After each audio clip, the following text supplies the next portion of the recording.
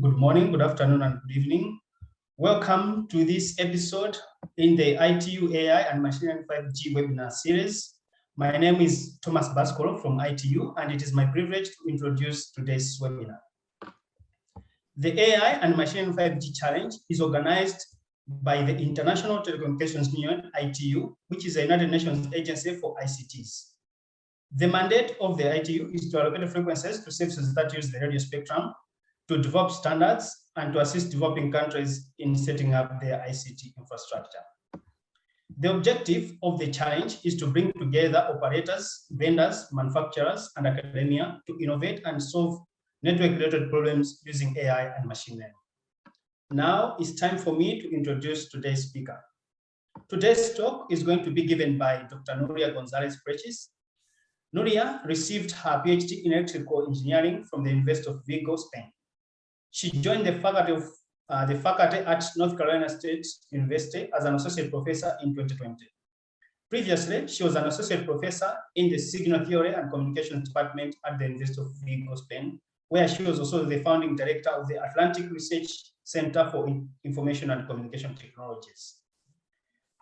She is an editor of the IEEE Transactional Wireless Communications, an elected member of the IEEE Sensor Area and Channel Technical Committee, and her main research interests include signal processing theory and signal processing and machine learning for wireless communications.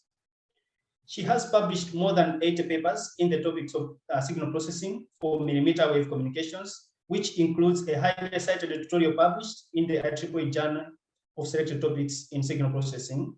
And it also received the 2020 IEEE SPC Donald G. Fink Overview Paper Award. In today's talk, Nuria will summarize recent work on millimeter wave localization, both in data-driven as well as model-driven approaches. She will describe the challenge on multi-device localization in a factory based on a dataset obtained by electromagnetic simulation of this type of environment. I would like to welcome Nuria. Good morning. Good morning, Thomas. Thank you for the nice introduction. Welcome to this webinar, and the floor is yours. Thank you. So good morning, everyone. Thanks for attending today, for the interest on the ITU challenge on machine learning for 5G in general, and well, this problem statement in particular that we will be launching soon. Hopefully everything goes well. So I'm going to share my screen because I prepared some slides that I would like to show to you.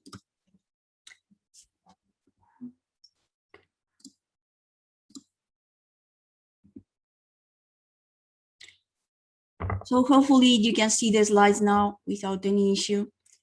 You can see that the topic is multi-device localization using millimeter wave signals. In this case, we have been working on a factory environment, trying to emulate with an electromagnetic simulation tool this type of environment and to test the algorithms we are developing. But many of the concepts I'm going to review today, in fact, apply to any other environments, and depending on the use case, where you will need more or less accuracy, you will need to adjust your algorithms to provide the metrics that you expect. But the general ideas that I'm going to explain today apply to many use cases. First is the motivation. Why using millimeter wave signals for localization, for estimating the position and also the orientation of a device in some cases? Well, the applications are many. Many of the applications are indoor. That includes virtual reality, augmented reality, gaming, applications in factories. In general, many services that require localization. Other applications are outdoor, like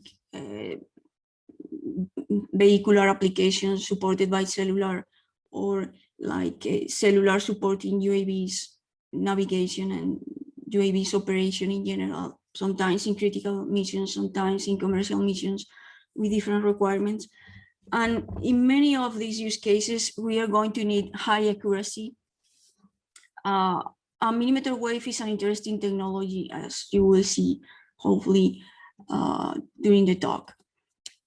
3GPP is already working on trying to standardize some of the services, positioning service that can be provided with cellular communication signals. And these use cases, as I said, are very broad, and they include emergency service, first responders, location of particular persons, location of trolleys, location of bikes, location of cars, any other type of IoT device too. And as you can see there, many of the use cases that are being defined by 3GPP, you have there an interesting report that describes all the details for the different use cases. And you can see there that the word accurate is in many of them, not all of them, but in many of them, we really need very high accuracy in the position estimate. These high accuracy use cases go from vehicular to health related use cases or UAV related use cases. Some of them can be supported by cellular and Wi-Fi, and others are only supported by cellular. But in general, accuracy is a word that appears in all the document and in many of the use cases that are being considered now for commercial applications. Here you can see a better description of the level of accuracy that is needed in some of the applications. We are talking now about the specific numbers for the horizontal accuracy, for example, in different applications. And you can see there that we are talking about having centimeter level accuracy in many applications. A couple of examples are here: UAV control, traffic monitoring, bike sharing. These are use cases that are very well specified in this document that is cited there, and where the requirements in terms of position estimation error are really quite hard to be. This wouldn't be possible with previous technologies, and now the new standards, the new cellular standards are providing the technology to obtain these high accuracies. I would say, in fact, that position is like one of the huge innovations for current cellular systems. Sorry, I went back. To focus a bit more on the use case that we are going to consider in this challenge for this year, positioning in 5G industrial use cases, which is also called industrial IoT. In many of the documents or information online, you can find the requirements that are being specified are in the order of these numbers: a horizontal positioning accuracy better than 3 meters for 80% of the devices. This means that at the same time, we may have to be able to locate with this accuracy a huge part of the devices that are in the network.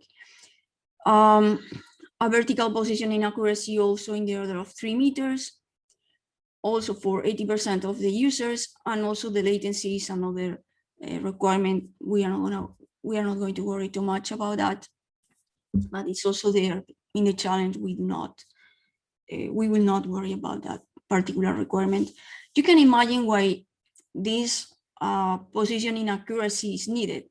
I took there a picture of a video posted by Qualcomm on 5G precise positioning, and they give a very interesting example where you can see that you really need this centimeter level accuracy. If you have a robot which is in a factory type run, and in particular, this rover is trying to find a given package in all these shelves. Well, you need the particular package you need. You don't need the one besides the target. You need exactly that one, and the difference in location of those different small packages can be, of course, in the order of a few centimeters. So that accuracy is not something we want to do in academia. Is really something that the use cases, industrial use cases, are pushing and is really needed. In the current version of the discussion of the release 17 for 5G, new requirements with higher accuracy are being defined for these particular industrial IoT cases. Some of the solutions that are being proposed use the downlink signal, I mean, the received signal at the device, and in other cases, the positioning solution is based on the uplink signal. So both strategies are possible and are being considered. And now we are going to focus a bit more on millimeter wave localization. Why millimeter wave? Why we want to focus on this particular bands, and why it's more interesting? Well, the main idea in general, when we try to do positioning from a communication signal, is that the received waveform contains information about the geometry of the propagation environment. When we have a sparse channel like a millimeter wave, and we have a number of paths which is not huge, like lower frequencies, the multipath behavior of the channel is not leading to a rich multipath. We just have a sparse multipath. It's very easy to think that all these reflections or scatters are being created by the different obstacles in the environment. And it's clear that the reflection in the building, the reflection in other cars in this figure, is related to the specific structure of this propagation environment and contains information about the distances to between the place where the transmitter is and the place where the receiver is. Can be at either side, the base station, the transmitter, and the receiver at the user, or the other way too. But you can see that there is a clear relationship. There is a clear relationship between the channel, the paths that are the basic components of the channel, and the distances between the transmitter and receiver, and the directions of arrival of the different paths, and the attenuations, because going through one path or another is going to introduce a different attenuation. And well, the thing is, can we find the relationship between this propagation environment, this channel at millimeter wave frequencies, and the user position or the device position? So how can, just going a bit more of giving a bit more of detail about that, imagine that we are in the downlink, we consider the downlink, and we know the position of the base station. That's an assumption that is not a problem. It's really something that can be known in advance. And intuitively, if you know that the base station here and you're here, you're receiving a path, you're receiving a signal through a path in the channel, and the time of arrival from the base station to the device is going to be related to the distance to the base station. The farther you are, the higher the time of arrival, right? Of course, this is complicated when we have many paths. I will discuss later how to deal with many paths, but I just want to give you here the intuition behind why we are using time of arrival and also angle of arrival and departure, because the time of arrival is going to be related to the distance to the base station.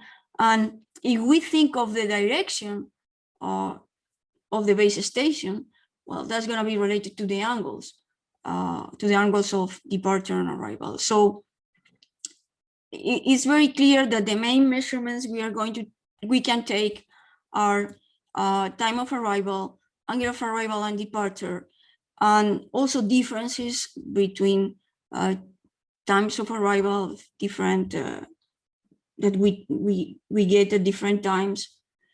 And from this type of measurements, we can estimate position with a given combination. For example, angle of arrival and angle of departure. We cannot estimate position, but we can estimate orientation.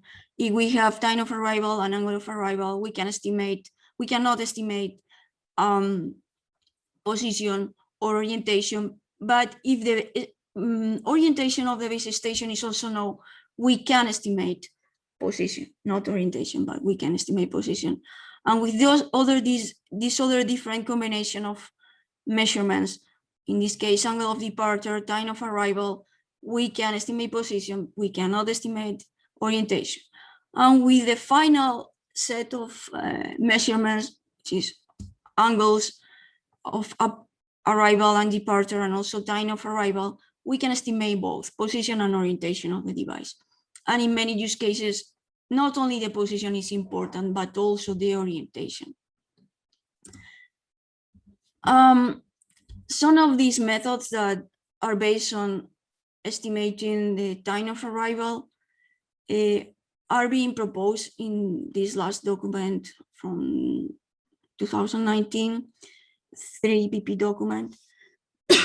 And in this document, they try to give like the expected performance for the different use cases, considering what is called here is the frequency range 2, where millimeter wave is there. It's higher frequencies in general. And there are two possible bandwidths to be used, 100 megas and 400 megas. And the companies working in these documents have been trying to get results assuming a given system setup, carrier frequency, bandwidth. And well, I just want to give you here some examples. These are the values of the position error. Those are the values you can see in this table for different percentiles: 50% percentile, 67, 80%, 90%, 95%. So this table is telling us, for example, for these numbers in red, for the 50% percentile, we can obtain with an uplink method based on time difference of arrival, assuming perfect synchronization in the network. Synchronization is very important here if we are trying to measure delay. We can obtain an accuracy in the order of 40 centimeters. In this other particular method with a different bandwidth, we can obtain an accuracy of 1.2 and so on. You can see that the numbers, my only goal here is to show you the order of the numbers that in the accuracy that can be obtained right now with methods that are being proposed by 3GPP. So from our side, we have to try to do it better, because this can already be done with known techniques. And the point is, what can we do when we try to innovate from the algorithmic perspective? When we have the millimeter wave frequencies, we have some advantages. The main one is that we are going to work with high carrier frequencies. In this case, the propagation is a bit different from lower frequencies. We have a huge penetration loss. That means basically there are many paths that will not reach the receiver because they will be blocked. Even the line of sight component can be blocked, of course.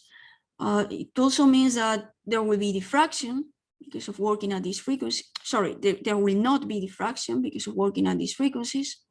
I mean, can be a little bit of diffraction, but in general, it's not relevant.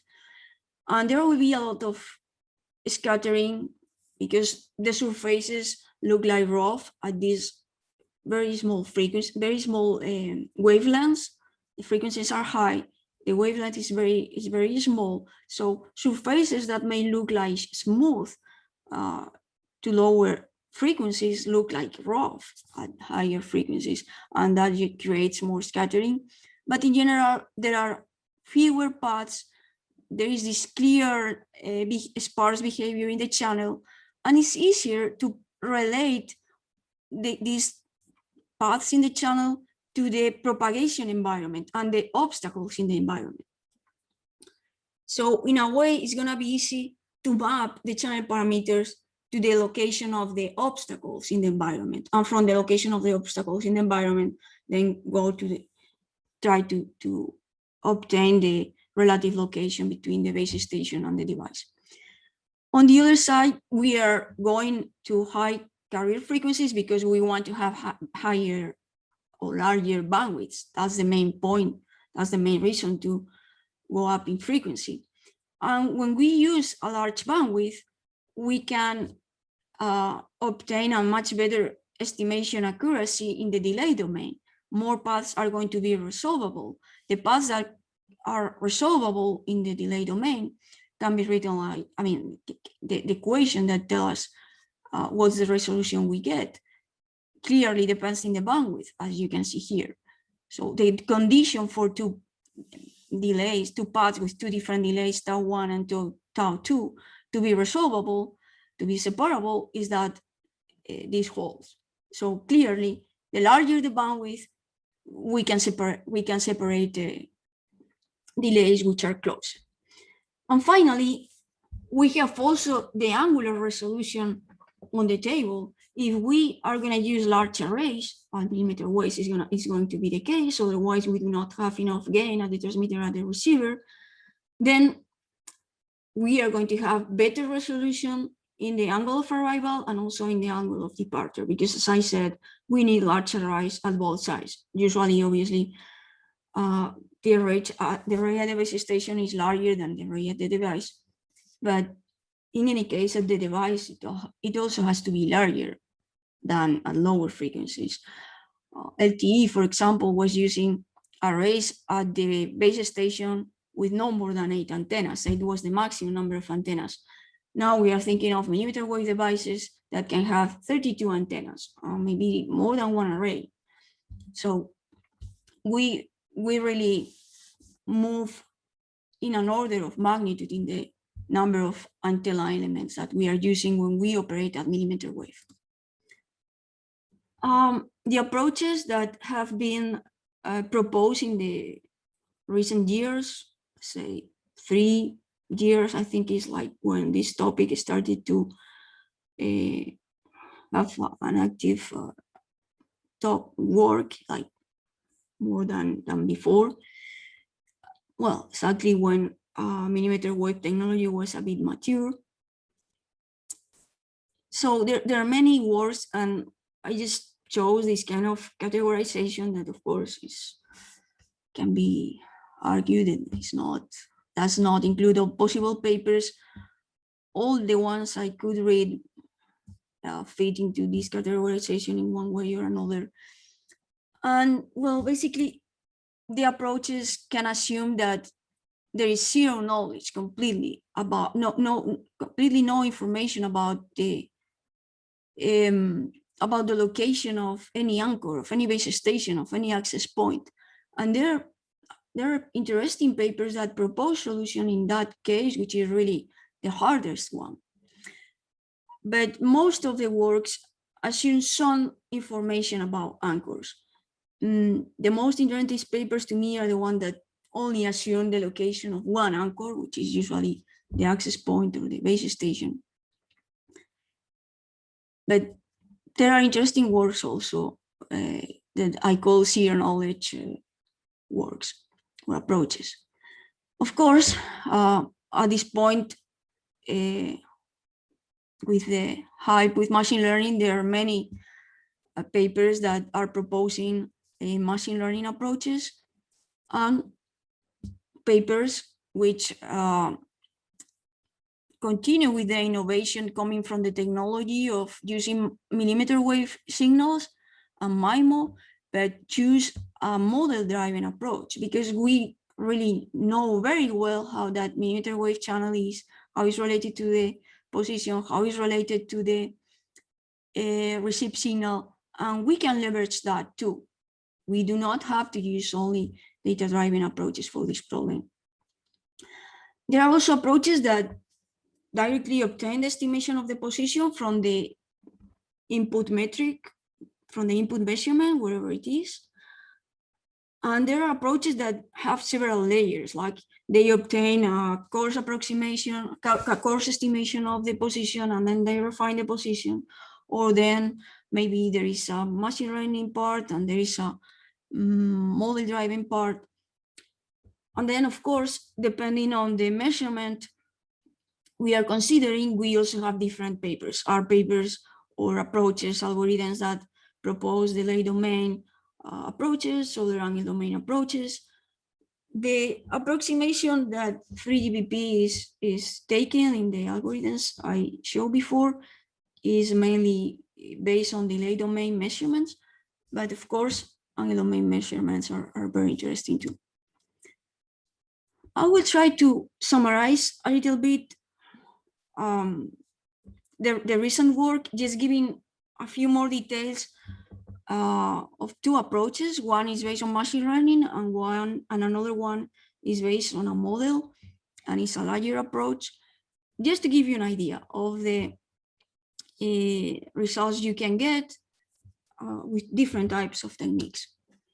For example, in this paper that was published last year, it's an interesting paper. It proposes machine learning for an outdoor environment, which is obviously more complicated than indoor in general. And they propose to use the power delay profile as the measurement. So they measure the received power. The power delay profile is nothing else than the power received for different delays, right? So here in these pictures, you can see examples of power delay profiles. The power delay profile for a given measurement of the power delay profile would be a column in this image. And the sample number is giving us the delay where we have a given power, which is represented here by a color. If it's dark blue, well, we are not receiving anything. If it's yellow, we are receiving like the peak, which is minus 50 dBn in this case. And what we have on the horizontal index, this transmit beamforming index, is that the beamformer that we are using at the transmit side, when we are operating at millimeter wave, we need to use, as I said, large arrays, and we need to use MIMO precoding and combining or beamforming. And that particular beam pattern that is being used at the transmit antenna or the receive antenna, in this case, in this figure, is only the transmit beam pattern, of course, has an impact on what we can receive at the device, because that is shaping the transmission, is spatially shaping the transmission in different directions. So for different beam patterns, we are going to receive different power delay profiles. In this work, basically, the measurement that is being used to obtain position estimation and a position estimate is the power delay profile measured with different beam patterns.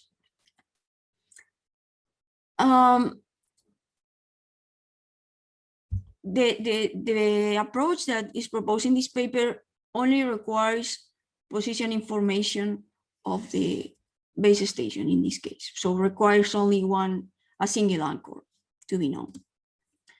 And the strategy they propose is that the base station sends the signal with different beam patterns. The device collects the power delay profile, and then instead of performing the position estimation itself, the device is sending the measurement of the power delay profile to the base station. That's only to avoid that the device has to download the network, the deep learning network that will be used in this paper for estimating the position, and that those weights for the network will be different for every base station. So if we want to avoid this load at the device, we can just do the position estimation at the base station. Of course, it's not the only alternative, but it's what is being proposed here. From the power delay profile, you cannot estimate the orientation, so this kind of estimate is not available in this approach. And the specific deep network they use is in fact a collection of K networks. They consider convolutional neural networks, and they divide the coverage area into these K subregions. So let's say that they have a network covering different regions in the coverage area, and they have an initial classification of the power delay profile they are getting. The training they do for the convolutional network is guided by a simple loss function, which is based on the mean square error in the position estimate. Of course, I'm not going to give all the details. You can have a look at the paper. It's just an example of a work that uses machine learning. And here are the results they obtained. So they were using a data set that they generated by ray tracing. They have really a lot of data. They are stored in this database they use. You can find more information about the database, and the database is also available. And here you can see some results of the average error. In this case, in blue are the curves for the average error. And you can see that, of course, it depends on the noise. For a value of sigma, which is the parameter for the noise deviation, for a value of 2 dBs, well, we are having an estimation accuracy in the order of 3 meters in average. And if you look at the 95th percentile, you can see that, well, of course, the estimation accuracy is much worse. We are talking about more than 12 meters for this. For sigma equal to 2, we are talking about more than 7 meters, and for sigma equal to 6, we are talking about more than 12 meters. You can see the order of the. You can see the order of the error that they are getting. Keep in mind that they are not using all the information that can be extracted from the received signal, because they are just using the power delay profile. That's neglecting some of the information that you can use. They are not using at all angular information. The angular information is only used in the specific beam pattern that is associated with every measurement of the power delay profile, but there are not measurements of the angle of arrival or departure. And that information can help you to get a better estimate and get better results at this one. But I think it's a good example of work on machine learning for positioning. Now I will try to make the point that maybe we do not have to go, maybe we do not have to try to develop a machine learning network that solves the positioning problem and orientation estimation problem from scratch without any help. The point is that there is a huge relationship between the millimeter wave channel and the position and orientation parameters. So we can try to leverage that, and we can try to use a model and try to find an estimator. For sure, in that problem, we are going to have to model many parameters, and maybe machine learning can help us to get some prior information about those parameters. So maybe there are things we can learn in the model using machine learning, but we can still use the model. So there are many ways we can use machine learning. Can be an approach like in the previous one, or can be mixed with an approach like the one I'm going to explain right now to further improve the results. In this kind of approach, we consider all the geometry of the problem. We consider we have scatterers, we have the base station, we have the device, and we assume that the location of the base station is known and the orientation too. And we are going to consider that the reflections we get are single bound. So that's a simplification, but of course it's gonna hold in many cases in practice, because the strongest reflections are the ones that come from a single bound. And the point is that we are gonna be able to estimate not only the position, but also the orientation. And we are gonna be able to relate the position and orientation parameters with the channel parameters. Intuitively here in this figure, well, not only intuitively, you have there the geometry of the problem, and you can see like the distance is going to be related to the delay very clearly. The distance between this device and the base station is going to be related to the delay of the line of sight path. If we have it, it's going to be very easy to do something, but it's also going to be related to the delays of the other paths, of the other multipath components. And then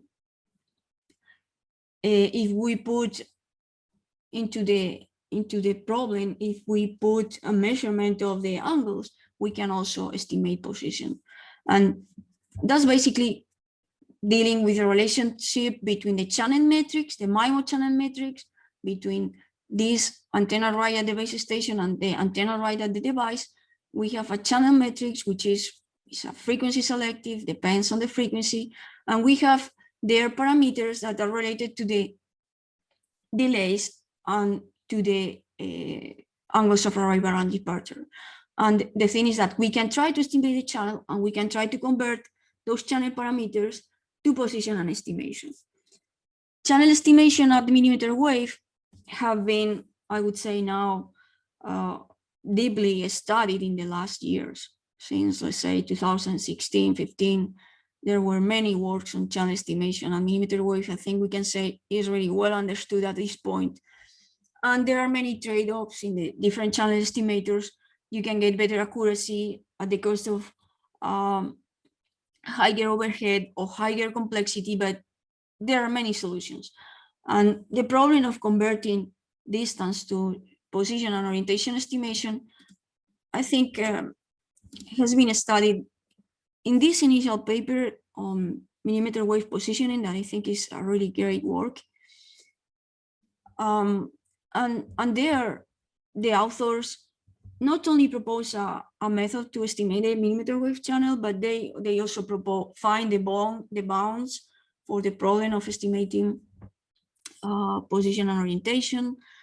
And they also propose a mapping between the channel parameters and position and estimation. Of course, the mapping depends a bit on the channel status. Even is not the same a line of sight channel than a non-line of sight channel with more multipath components than a channel where the line of sight is subtracted. So considering the different situations, the authors here propose a way to find this mapping between parameters, channel parameters, and position and orientation. For the line of sight case, the equations are, yes, exactly these ones. This is the equation P that you can see here, the equation which give us the position P in terms of the position of the base station Q depends on the delay for the line of sight path and the angles of departure for the line of sight path that you can see here, right? You can see it here. And well, it's a very simple relationship. You can see how you can obtain easily, exploiting the geometric relationship, the position and also the orientation. In the orientation, the parameters that are playing a role are the angles of departure and also the angle of arrival for the line of sight path. If we complicate the problem and we introduce more multipath components, the authors propose here a strategy that starts with an initial estimation of the position and orientation from the line of sight path, which is very easy to locate. And then they propose a way to estimate the position of the scatter one by one, considering all the possible scatterers in the environment.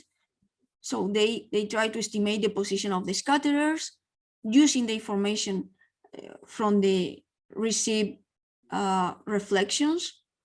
And once they estimate the scatter, they can refine the estimation of the position.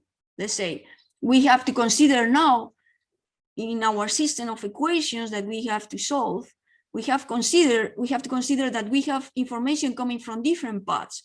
So what's the best estimate of the position that best fits that set of measurements that we are taking? Because every path is giving us a different, is giving us more and more information every new path that we have. So we need to find a way to find a position estimate which is consistent with all these measurements. And at the end, we have an estimation problem that, well, we can solve in different ways. In this paper, there's a specific way that has this kind of approach, initial estimation from the line of sight, and then we estimate positions of scatterers, refine estimation of position, and we do the same with the next scatterer and so on. It's not the only approach, of course. In the paper, you can also find, I will skip it, but you can also find an algorithm to estimate the position in the case that the line of sight component is blocked, and also a situation where you do not know in which status you are. You do not know if the channel is line of sight or line of sight, if it's obstructed or not. You don't know anything. And they still are able to propose something that is working. Oh, skip this. Their solution is based on two stages channel estimation and this conversion to position and rotation. As I said, it's a great work, but of course, as researchers, we can always find limitations. And in this case, well, it was one of the first works on using mmWave signals for positioning. The channel model is a bit limited in the sense that the sparsity in the channel model is a bit enhanced artificially because they are not considering the effect, all the filtering effects that you have when you're transmitting or receiving. I mean, the RF filters and the impact of all the other filters that you have at the receiver. And also, to me, the most serious limitation is that a fully digital architecture is used at the receiver with 65 antennas. And for example, if we are thinking of a device with 65 antennas and full digital MIMO, that can be really difficult to implement because of the high power consumption. And in many applications, we will not be able to use that.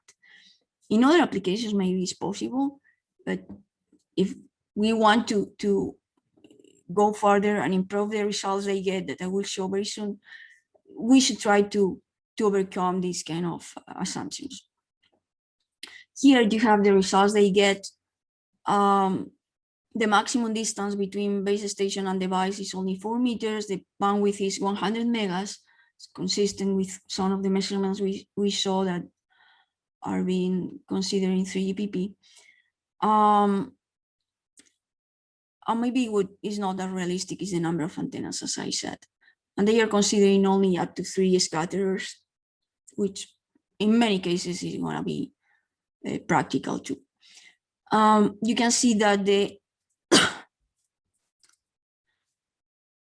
obviously the estimation the accuracy in the estimation varies depending on the signal to noise ratio, and if you are in line of sight or no line of sight. But let's think, for example, that for initial access, when you are estimating the channel, the device is not being tracked. It's like an initial estimation for initial access to your SNR is going to be low, it's going to be under 0. And in that case, the estimation accuracy, you can see it here, is between a few centimeters and 1 decimeter. So even at lower frequencies, they are doing well. For the no line of sight case, also for this range of frequency, the estimation accuracy is in the order of a few centimeters too. And they are also plotting the bounds they found theoretically, and they compare the results with the bounds for this particular model. Of course, this is a very controlled simulation environment where you are creating the channel using analysis, using the equations that you have for your model. And obviously, in a more practical testing scenario, the performance can get worse. So what are we thinking for the challenge? Well, I can see now I have a question about why no line of sight error is less than line of sight. Well, the thing here is that in previous work on RF localization, multipath is seen as something bad because it's like corrupting the line of sight. That's how multipath is considered at lower frequencies. But at mmWave, because multipath is sparse, it's something that is adding more information because we can link the different paths to the different scatterers. So we have more information about the environment if we have multiple paths than if we have just one path. And we are able to handle that information at mmWave because we do not have those many paths. At lower frequencies, that would be very, very difficult. If you look at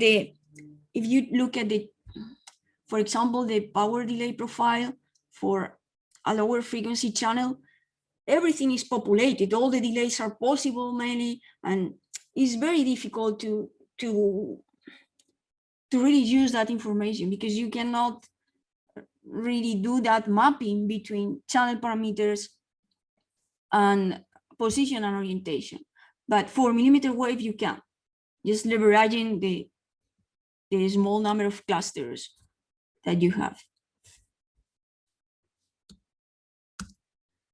So what are we gonna do for the challenge? Obviously, we want to get better results than previous work. And we wanna also be more realistic on the assumptions for testing on the scenario. So to start, I want to propose a scenario which is much more realistic. It doesn't consider fully digital architecture. So the problem here, when we do not have a fully digital architecture but a hybrid architecture, is that we do not have access to the outputs of every antenna.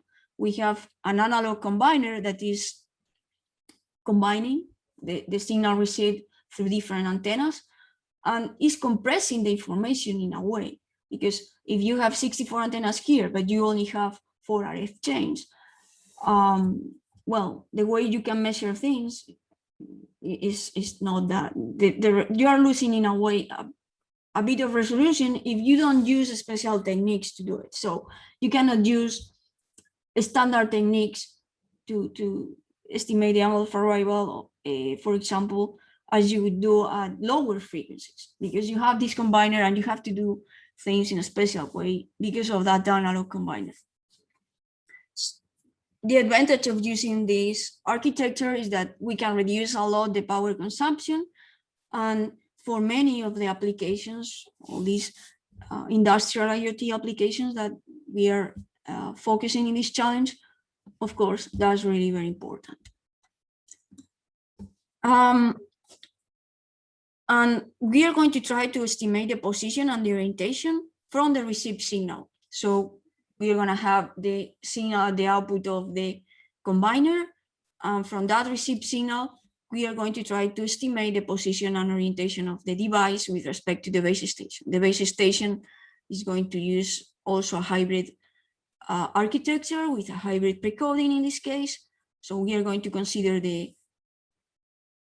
downlink maybe, or the uplink. I'm still thinking about that. It will be clear when we publish the final challenge, but both situations are possible. For the data set, we have generated in Wireless Insight a data set that contains the channels and associated position and orientation of devices that have been placed randomly in an environment that tries to emulate electromagnetically a factory. So we have a big room, which is 120 times by 60 meters by 10 meters. We have 6 windows.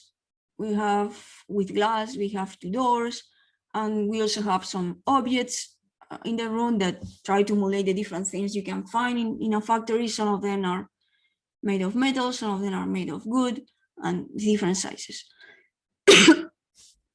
And we create this room with the corresponding electromagnetic properties, and we do it using Wireless Insight, as we did before in other words that we have on channel estimation. We work with a bandwidth of 1 giga and a carrier frequency of 60 gigas. And well, we are going to provide for the training phase, we are going to provide all this information of the channels and also the MATLAB code to generate the received signals with a hybrid architecture. That's on the top of the ray tracing simulation. We do not simulate in Wireless Insight the hybrid architecture. Wireless Insight is just collecting all the possible paths with an omnidirectional beam pattern. There is not any specific antenna geometry assume, anything that can be done later in another simulation software. And well, the results we are getting right now with this data set, with an approach which is hybrid, is mixing model and data driving approaches. We are considering these numbers, and we are considering an estimation of the uplink in this particular case, and only 2 RF chains at the transmitter and at the receiver. That's the key parameter that is going to limit the performance that we can get, the number of RF chains, because it's at the receiver side is especially important. And well, you can see there that for the for an SNR equal to 0 dBs, for example, let's say 60 training symbols, because obviously the results depends on the number of training symbols that we use. We are in the order of 1 centimeter accuracy. And when we change we fix the number of training symbols and we change the SNR, well, you can also see how the absolute value of the position error changes with the SNR. Well, you can also see that we are in the order of less than centimeters in this case. But as I said, these are preliminary results. The curves, you can even see that the curves do not have enough points, have been not averaged for enough number of points. I think we have here like 30 runs. and this has to be improved. We are just working on it, but I wanted to give you some examples so you can target what you have to get. If you are trying to solve this problem, you cannot target accuracies in the order of meters. You have to target accuracies in the order of centimeters. And it's possible with the data set that we have. And of course, I had to check it and check the approach. And I don't know, that's all from my side right now. I'm sure there can be more, many more questions, and maybe I just focus on trying to reply, because it's difficult to focus on both things, looking at the chat and speaking at the same time. Thank you so much, Nuria, for the nice presentation and introducing the problem statement. Now, maybe I'll just ask my colleague Vishnu to take over for the Q&A. Over to you, Vishnu. Thanks, Thomas. Yeah, and it is a great pleasure to talk to Nuria again. Actually, last year we had some of you already know her from a very good problem statement on channel estimation. So there are nice questions here. I'm going to run you through some of them here. Actually, the first question about the angle of departure and angle of arrival, actually I had this similar question. Can you actually, the question here is that what is the difference between them? But my question is to a little bit, could you explain in your approach, what is, apart from the difference, what is the role played by these two angles? Because you also told another approach where only one angle can be used, need to be known, if I understood correctly. And yeah. So what is the where this angle estimation has to be done? I think you mentioned one approach where the position estimation is done by the base station, but also there is this angle, in my opinion, angle of arrival, angle of departure. Where are they measured actually? Could you explain this? Yeah, for the second approach, that is estimating the channel and then mapping the channel parameters to position estimation, the measurement is done at the device. The measurement is done at the device. You estimate the channel, the downlink channel at the device, and then you map those channel parameters to position and orientation. And then what's the difference between angle of departure and angle of arrival? So I'm going to share the slides again, because that's very easy to see in the figure and not that easy to explain with words. So I will just share it and it's easier. Here you can see this slide, for example, where you have the plot of the geometry of the problem. You have the base station here, and then the angle of departure is the angle between a given path and the x-axis, right? So it's this angle for this path, this other angle for this path. That's the angle of departure. The angle of arrival is the angle that can be seen at the receiver side here.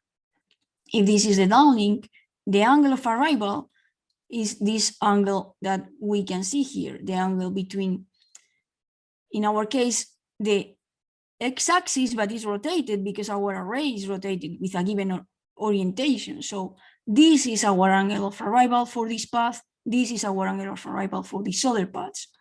And then how this is, when we do the channel estimation at the device, we can estimate both angles. I mean, all the angles of departure and all the angles of arrival. And what's the connection with position and orientation, and why we need both? If we don't have both, we cannot estimate orientation. For the line of sight case, the geometry of the problem is very clear here. The estimate of the orientation alpha is pi plus the angle of arrival for the line of, the angle of departure for the line of sight path minus the angle of arrival for the line of sight path. So you need to have both. If you only have one, you can estimate, if you only have angle of departure, you can estimate position, but not orientation. The relationships are more complicated with the non-line of sight path because it's not really a system of as many equations as unknowns. You really have an estimation problem when you involve all the multiple components, but at the end, you're trying to exploit the same type of geometric relationship. Thank you so much. I think that answered a couple of other questions also, but I want to move to the next one. You know, you explained this power delay profile approach. That one, is there any requirements on the bandwidth to be used? Is this an important criteria? Which bandwidth you are using for this power delay profile based approach? Yes, in the power delay profile, what you are trying to do is to separate the contributions of the channel at different delays. So this vertical index is the delay that you are getting.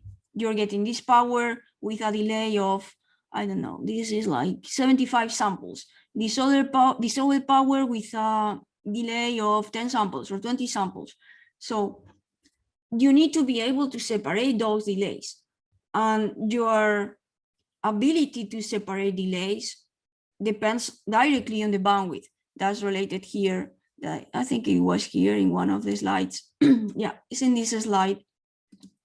You can see that the delays are resolvable if this inequality holds. And this inequality heavily depends on the bandwidth. So the higher the bandwidth, the smaller the number you can put here, the closer to delays can be, so this holds. That's why the bandwidth is important. Of course, in the paper, they use a given bandwidth. I think it was 20 megas, but I'm not really sure right now. I don't know if I put it in there. I forgot to include it. I think it was 20 megas when I read the paper, but I don't see it now. But yeah, obviously it depends a lot. Okay. Yeah. Thank you so much. There is another question on the data set. Is there a reason why the base station is deployed in the middle of the room? What are your considerations for deploying it the base station, please? No, in this room there is not a base station. There are several access points on the ceiling. So I don't know. Well, maybe there is just one that is marked, but is misleading in the sense that there are several access points. It's an indoor environment. We have the ceiling, and we were working on this project for Nokia, and they were having like also their own project with this topic, and we agreed on this kind of scenario with this kind of more or less measurements and number of objects and number of access points on the ceiling. So that's something that is coming from the companies. In fact, they are thinking of having a grid of access points on the ceiling. That's what they are thinking for the deployments they want to make. Thank you so much. That explains that part. About the non-line of sight case, there is a question on whether the scatterers estimated positions, you correctly explained that, the estimation of scatterers position, but also the question is whether we can apply multilateration algorithm. Is there some, I think it is some specific type of way to use virtual base stations. I think this is the case where you explained about estimating positions with a non-line of sight case. Could you explain if there are other ways? Then I think there is a question on multilateration algorithm and how we can use virtual base stations and so on. I think I'm a bit lost with that question. So they basically want me to explain with if with this approach you can use the base station. I got a bit lost with the question. I think in your explanation you mentioned about the estimation of the scatterer, and then there is also estimation on yeah, I can read the question yeah, now. yeah, I've seen the question. I had the yeah, I mean, yeah, the scatterers are like kind of virtual base stations. So yeah, you could do something like this. There are many approaches. I just cannot cover everything. So there are other approaches which do not use, I have some slides in fact, but I did not cover them, which is a zero knowledge approach that doesn't use any knowledge of the location of anything. But yeah, you can, this combination of metrics, time of arrival, angle of arrival, angle of departure, and also the differences between them, but taken at different times, are using many algorithms. Some of them for millimeter wave, some of them that have been proposed before. And of course, you can find connections with current work. Okay. And there is a question, Aldabaro is asking what is the impact of increasing the number of RF chains? I think you explained the RF chains and the number of RF. Actually, I had the same question as well. Whether increasing the number of RF chains, do you see impact in the performance? Yeah, increasing the number of RF chains or the number of antennas, but more the number of RF chains, because the number of antennas will have to be big enough. It has an impact on the position accuracy. I mean, our results are still preliminary. I'm trying to open the other file to see if I have more results with different values for the RF chains. We did that test, but I don't remember now if I have the results here in a slide. Let me check to be more specific on the gains that we can get. I cannot see it right now, but for sure it's like a channel estimation problem. If you do not have enough number of RF chains, you are combining all the information coming from all the antennas in a single RF chain or two RF chains, and you are losing a lot of spatial resolution when you do that. And yeah, you can do things to revert that process, but obviously the higher the number of RF chains, the better you can do. Okay, thank you. And then I think there is one question on the tool which you're using to find the paths with multiple number of antenna elements at TX and RX. Could you explain? I think you did mention the tool, but there is a question. I mean, right now what we are doing, wireless insight or the ray tracing, whatever you use, is giving you all these paths with the information for every path of delay, angle of arrival, angle of departure. And that's all you need. But then when you have a realistic communication system, you do not have that. You are not able to see that channel that well, right? So we have to use that channel model to transmit a given signal generated at the base station through that channel, and then we use MATLAB or Python or whatever you want to create the receipt signal with a specific analog combiner, the specific number of RF chains, the specific antenna geometry. Doesn't have to be a uniform array, it can be a non-uniform array. You can do whatever you want if you are able to isolate the channel and you are able to transmitting signals through that channel, then you can compute the received signal and process with the analog combiner, digital combiner, and all that. You do that in particular, we do it in MATLAB, but other people can do it in other software tools available. Thank you so much. But that way the database is agnostic of the specific parameters of the communication system. If I create a database with a given antenna array at the transmitter and the receiver, I can do it, but there's no point, because then I cannot analyze the effect of different system parameters. Understood. Thank you. I think that's quite good.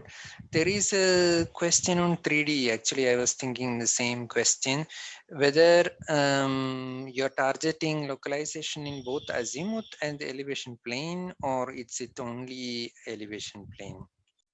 Yeah, I no, well, it's not only elevation, obviously. If we have to choose one dimension, would be azimuth, more interesting than elevation. So I'm not going to be able to give you details on how we do it, but we do,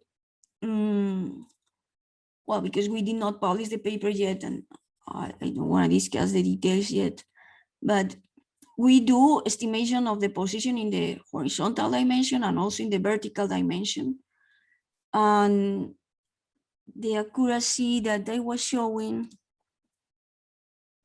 in this slide is in the azimuthal direction, which is basically is giving me the position in the on the plane, let's say, and then the elevation is easier because you don't have so many possible devices with so many possible heights, let's say.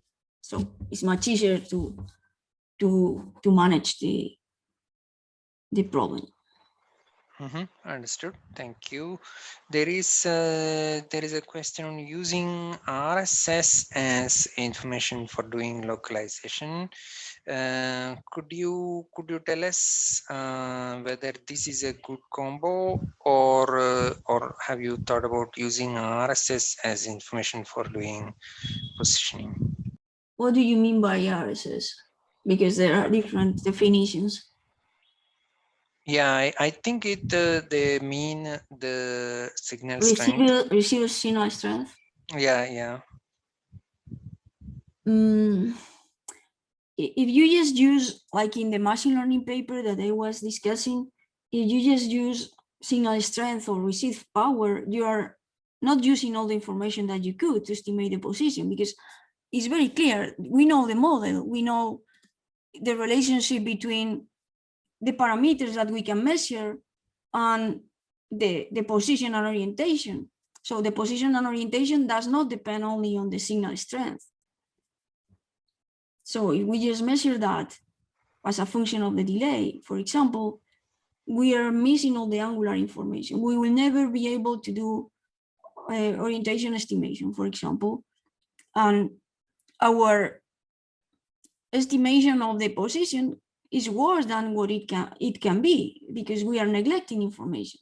So to me, it's better to use the other parameters.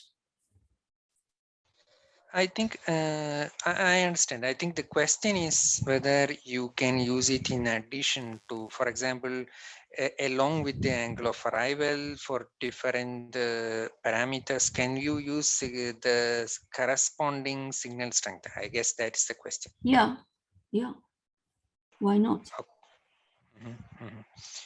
Okay, there is yes, mobility question. yeah. I think this is something interesting. Whether the devices can be moving, whether you are studying this aspect of mobility or not. So in the data set that we created and that we have ready for the challenge, we do not have the tracking problem in there. So we are trying to estimate the position of all the devices at the same time, like if they are all doing initialized access, which is the worst case, because you know nothing about all of them to start. So we have several devices, we can have several devices located at different places, but we do not store a motion because we are not trying to do tracking of the position of the device while moving. That's the second part of the project that we are working on, but we do not have the data set ready for releasing it. So the current one is just stationary, static positions, many possible positions, but we are not storing a movement. We are doing it, but we will not be releasing it right now. Thank you. There is one kind of futuristic question about scatterers. If you replace the passive scattering with some kind of active one, configurable intelligent surface or something like that, which is more active. Yeah, there are some papers now on, well, you cannot really replace the scatterers. You can, because the scatterers are not under your control. They are there in the environment, and what you can do is to add, in some cases, to add some metasurfaces, reflecting surfaces to create additional paths. And there are some papers on exploiting that for positioning. Yes, we can do that, but in the data set, we have not exploited that. It's not needed in this indoor environment when we consider this grid of access point on the ceiling. Let's say for the realistic deployment that companies are thinking about for factory, I don't think it's that relevant to consider these surfaces here. Those surfaces are more interesting to me, it's just my opinion, in an outdoor environment, for example, for the vehicular environment, because there you can have situations which are complicated, more complicated, but in an indoor environment with this grid of access points, I don't think you need anything else. Okay, thank you. So Nuria, I want to ask you because this is the second time we are last year also you were hosting a very good challenge. I want to, for the benefit of our participants, I want you to tell us why they should choose this challenge, this particular problem statement. I think you remember we discussed this in the last year's talk as well. So what are the advantages of picking this problem? I mean, it is an exciting problem, that is for sure, and it is at the edge of cutting edge, that is for sure as well. But I mean, I know that you are last year, based on the challenge, you are working on a paper. That's an opportunity. Of course, there are other publication opportunities. Could you explain your experience from last year and the winners and your collaboration and the papers that comes out of last year? I'm trying to explain to the potential participants the advantages and the exciting field that you're working on, and the advantages of picking this problem statement, please. Yeah, well, I think that there is a lot of industry interest on the positioning problem because it's the first time that we have a technology that can provide really good estimation accuracy. Lower frequencies, yeah, I mean, positioning using RF signals has been there for many years, but now is when we can use higher frequencies and when we can really estimate the position with high accuracy. So there is a lot of excitement on applying these techniques to many different use cases, as I said. And on the other side, the techniques that the industry is considering in the standard are kind of old, are papers that were published many years ago, and for sure can be enhanced. The results can be, the techniques can be enhanced, because it's not that the papers are bad, it's just we learn more and more, and these papers obviously do not apply in general to millimeter wave. They do not leverage millimeter wave communication, millimeter wave channel features. So I think it's a very interesting topic, because we can build on known techniques, but with a lot of innovation. And then regarding the idea of working on a challenge, I think is, for me, adds a lot of motivation, because when I have to compete with other people, and I know that the comparison and the competition is going to be fair, because when you publish a paper, sometimes it's really very difficult to compare to other papers, especially when we are talking about machine learning. Each one has its own database. Some of them are not being released. You cannot really compare, or the application is not exactly the same, but it's difficult to be motivated by the competition of doing it better than another approach. And here, I think the comparison is going to be very fair. It's going to be exactly the same database, the same information for everyone, and the algorithms will be evaluated with the same communication system parameters. No tricks allowed on, using a huge number of antennas or a huge number of RF. I'm going to be like trying to be realistic, and I think that's interesting, and also opens the possibility of collaborating with other researchers all over the world. That's amazing. I mean, we have a paper in channel estimation now with researchers from Spain, Sweden, France, and India. And I don't think they would have worked together if they didn't try to compete in the challenge. And in fact, they did it very well. So to me, there are many reasons, as you can see. Thank you so much. That's very, very motivating. To me, the last reason where you can globally participate and collaborate across the world, that is the primary reason for personally for me. But I'm sure, I think there are most of the participants are still here, even though we are over by about 25 minutes, but really we have a still good participation. I think that means that they would like to rather listen to you rather than the next appointment. But I have to thank you, Nuria, for Thanks to you for the invitation. Yeah, patiently explaining everything and answering all the questions. Please, over to you, Thomas. Thank you so much, Vishnu, and thanks a lot to Nuria for the wonderful webinar, for the wonderful talk. We are glad that this year you're also hosting a problem statement for the challenge. We are happy to have you, and it's always a pleasure to work with you. Oh, it's my pleasure. Thank you so much. Thank you. So I would also like to give a big appreciation and thanks to everyone for attending today's episode in the webinar series brought to you by the ITU AI and Machine Learning 5G Challenge. We have more webinars that are coming up, and we will announce problem statements soon on the website. We have shared the link. So please check our website to see the upcoming webinars, as well as the problem statements that we are going to have for this year's challenge. For me, we are looking forward to see you in the next episode of the webinar series. At this time, I would like to wish you a good day. Until next time, have a good day and bye-bye.